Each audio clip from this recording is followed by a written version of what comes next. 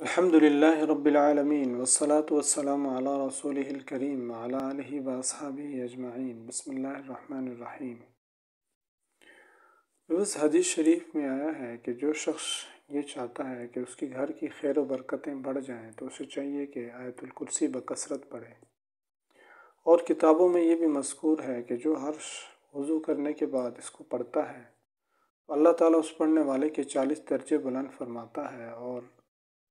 ہر حرف کے بدلے ایک فرشتہ پیدا فرماتا ہے جو اس پڑھنے والے کے لیے قیامت تک دعا کرتا رہتا ہے۔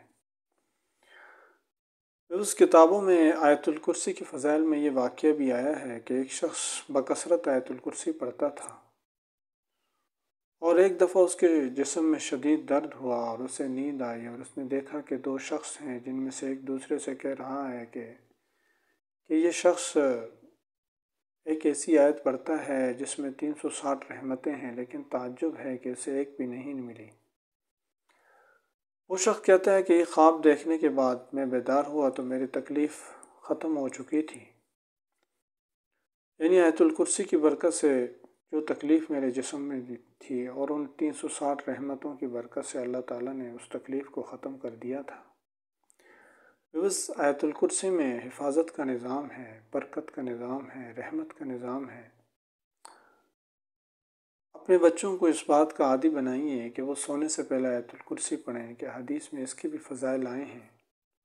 اور گھر سے نکلنے سے پہلے اور اس آیت الکرسی کی بکثرت کریں، کم از کم گھر سے نکلنے سے پہلے ایک دفعہ اس کو ضرور پڑھیں، کیونکہ بلائیں آسمان سے ایسے ہی نازل ہو رہی ہوتی ہیں جیسے بارش، اور مسنون اعمال کو اختیار کرنے والا شخص اس کی مثال ایسے ہی ہوتی ہے جیسے کوئی بارش میں چھتری لے کر نکلے۔